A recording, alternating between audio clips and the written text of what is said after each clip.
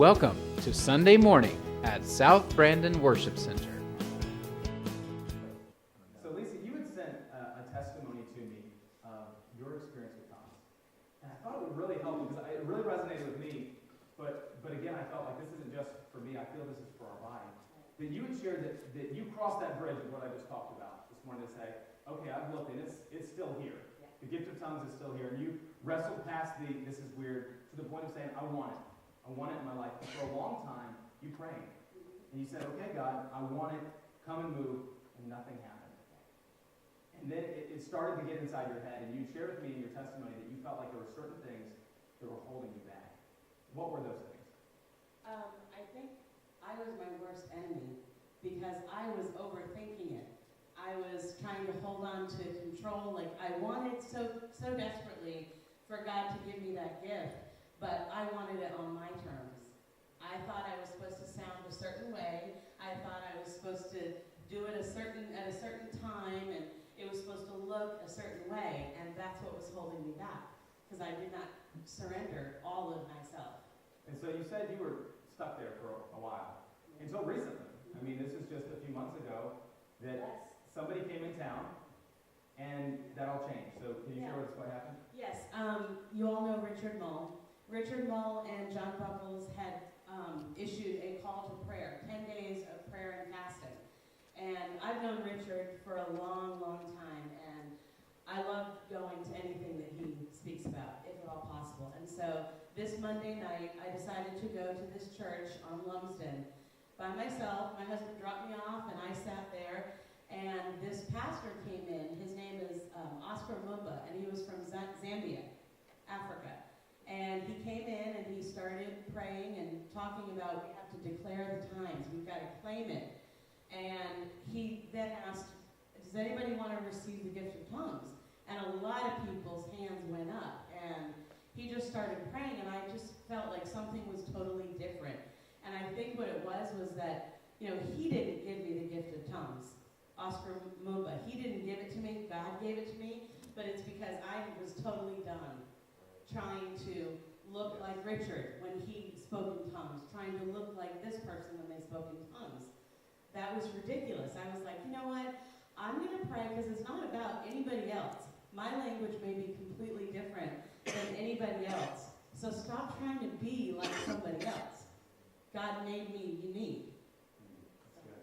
And so God released a gift, but that's not the end of the story. No. And it's a big part of the reason that I felt like you sharing up here would really help the people of South Brandon, is that you shared that a few days after that, as this had started, it had been exciting, and then you hit a major discouragement and a major setback. Can you share that with us? Yeah.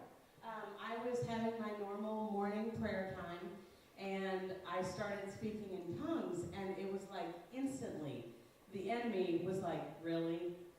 Really? What is that? You're mumbling. And it was like so strong, and I said, no, this is what happened the other night, and I believe this. And it was so strong, the enemy was just like, really? You sound ridiculous. You're not at that level. Just, you're making it up, you're trying too hard. And so I got really discouraged, and I asked God, please show me. I've been wanting this for so long. And so that afternoon, I was on Facebook, and I saw a check-in from Oscar Mumba. He was at the airport leaving to go back to Zambia. And I was like, I got to speak to this man and tell him what happened and what's happening right now. So I got on his Facebook and I sent him a message and I said, I'm really coming under, attack like it's not real and I'm doubting it. And he wrote back within 15 minutes and he said, Lisa, this is normal. He said, you just got this gift. You're like a baby learning how to speak. Yeah, it's going to sound like mumbling. It's going to sound like repetitive jumble. It doesn't matter because it's between you and God. And I was like, I've never heard it like that. I've never heard it spoken, that it's like a baby learning to speak. A baby, no.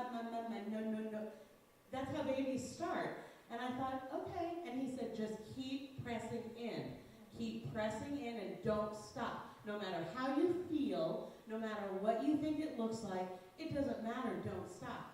And so I said, thank you so much, and I pressed in, and since then, I have found myself during worship where it just comes, and I don't stop it anymore.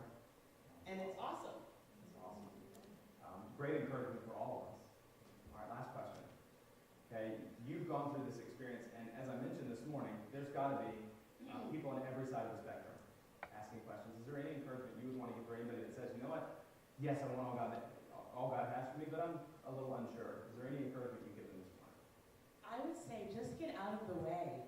You know, we try to be so holy and perfect, and we're not perfect. You know, the Bible says we're as filthy rags. And oftentimes, we don't know what we need to pray for. We think we know, and so we try to control it with what we say. But like Pastor Chuck said, the groanings of our heart, some things are not even revealed to us.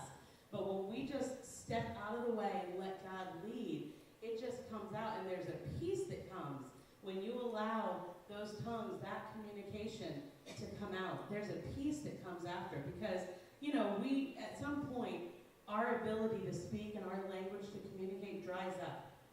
And I know you've all been in a time where, you know, you're desperately praying for something, and then there's just no words, and you just cry, and there's nothing. That's when the tongues kick in, and your heart is speaking to the Lord. And another thing I think is really cool is that the enemy can't understand that language. And so when we speak to the Lord through tongues, the enemy is baffled at what we're doing, what we're saying. He can't touch it. He can't bring doubt when we're communicating to the Lord. It's spirit to spirit, and that's so beautiful. Amen. We thank Lisa for coming and sharing this with us.